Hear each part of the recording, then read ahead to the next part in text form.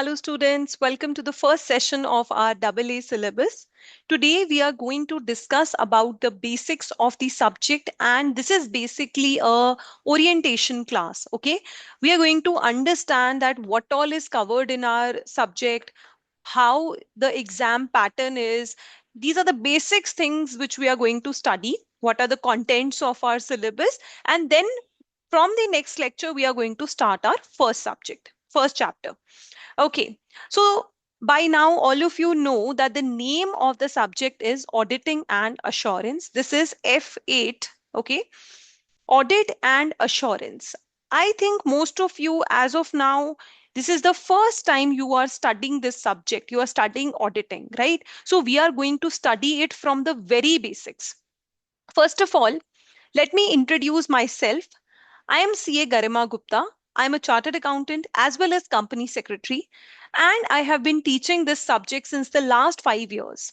I have taught more than 500 students and helped them in clearing this subject with amazing marks, right?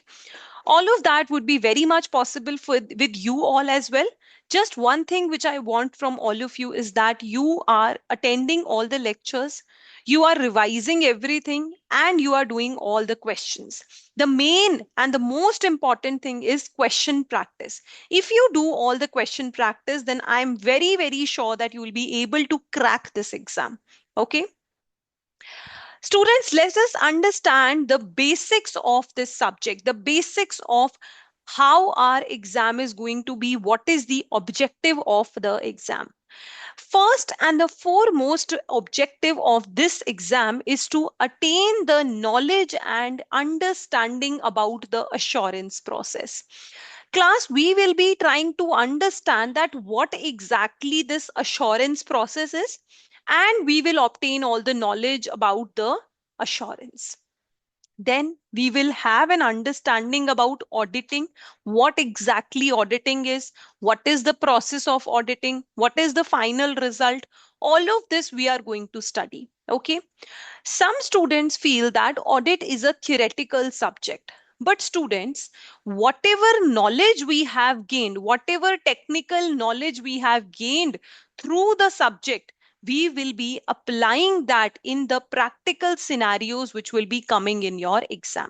Okay, so our objective is to strike a balance between the technical knowledge about auditing, and we will try to apply that knowledge in the practical scenarios which you will see in your exam.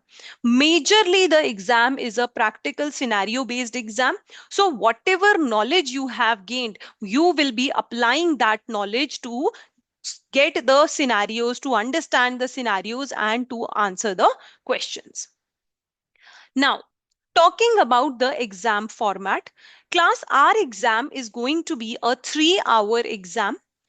The exam is divided into two sections. Section A carries 30% of the exam, that is 30 marks it will carry. Okay. The total marks of the exams you all know is 100. So out of these 100 marks, 30 marks are going to be from section A. Now, in this section A, we will have 3 multitask questions.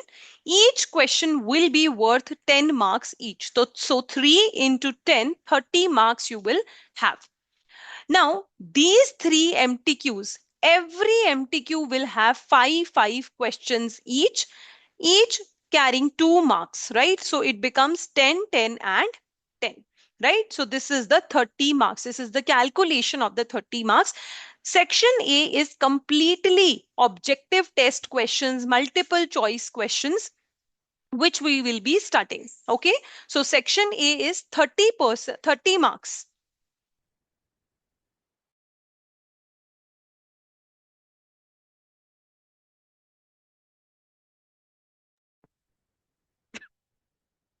Section A carries 30 marks, 3 MTQs carrying 10 marks each. So it becomes 30 marks. We will have to practice a lot of questions to be able to crack all of these 30 marks, right? Section B carries 70% of the exam, that is 70 marks. This is a constructive response based questions. We will have 3 long questions. First question will be of 30 marks. Second and the third question will be of 20 marks each, totaling up to 70 marks. All these three questions are actually the long scenario based question. Every question will have two to three or maybe sometimes four requirements. Okay. You will have to answer all of those. All of these three exam questions in the section B are scenario based questions. You will be given a scenario and you will be asked, given some requirements. You have to complete the requirements. Okay. So, student, this is the basic exam format. I hope all of you very well understood the exam format, that it is going to be a 100 marks exam, wherein it will be divided into two sections. Section A carries 30 marks and section B carries 70 marks.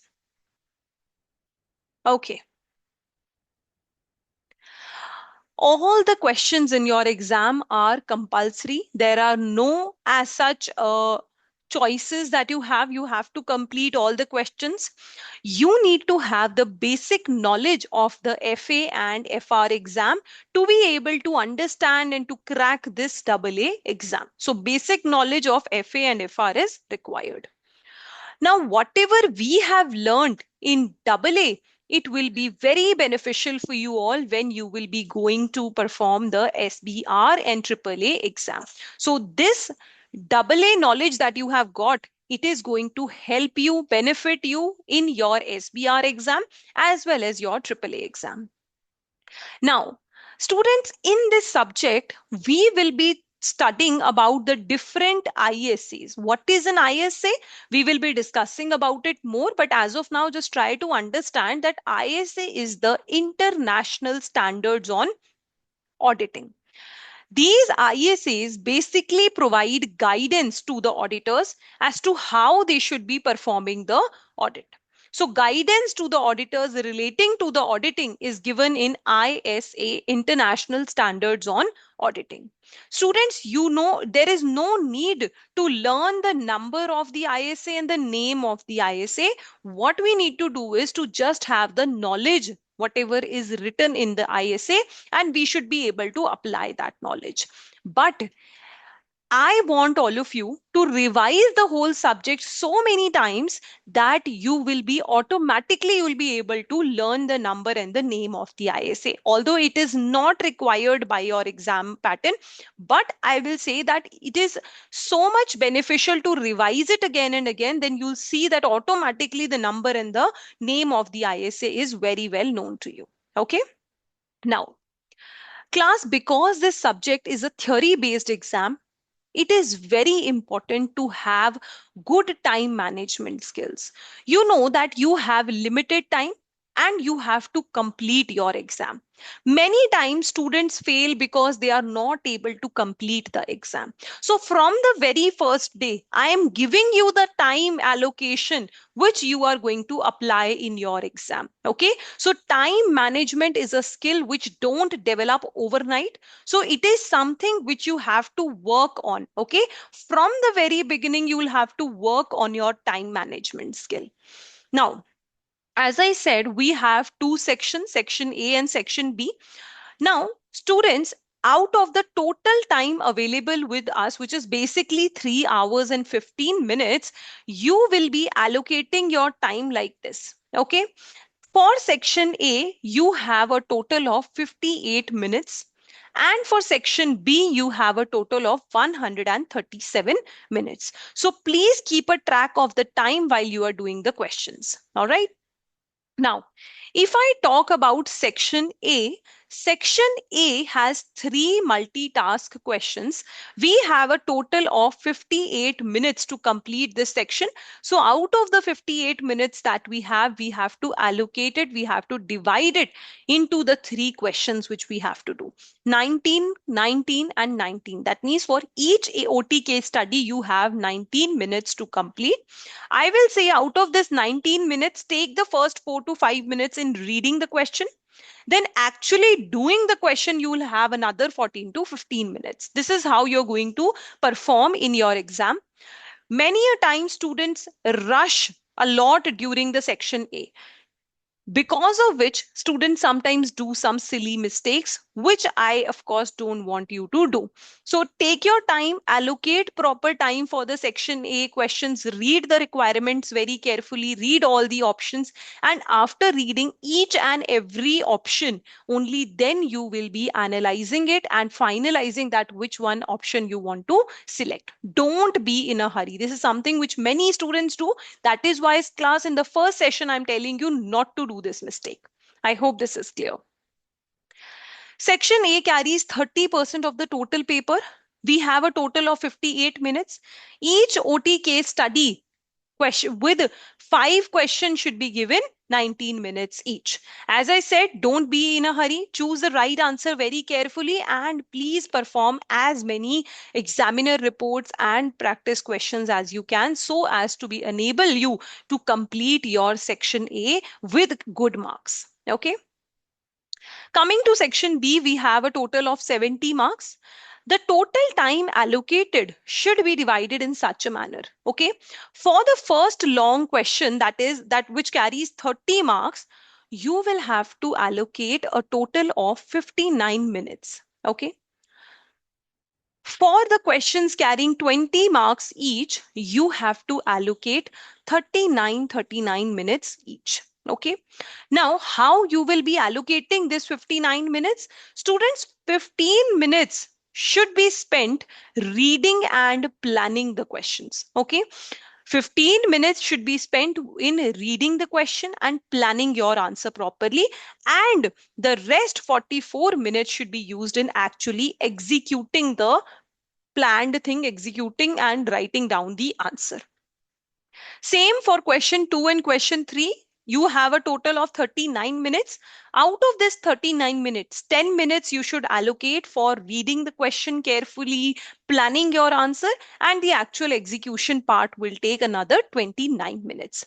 Now, if you develop this habit of keeping a track of time, even while you are practicing during our this journey, while you are having a proper track of time while you are practicing the question, it will become a habit, and in your exam you will be able to clear your exam, you will be able to complete your exam well in time. This is something which is very important, and many a time students fail in their time management. That is why from the first orientation class I'm telling you all to please focus on the time management and your typing skills. Section B carries 70% of the marks. Three constructive response questions would be there. First question carrying 30 marks, another two questions carrying 20 each. Students, there are some major areas from our exam syllabus, and from those particularly three chapters, we are very sure, we are 100% sure that we're going to get many questions in the section B. Okay. Out of the three questions in section B, we know that one question is definitely going to be from the audit risk area.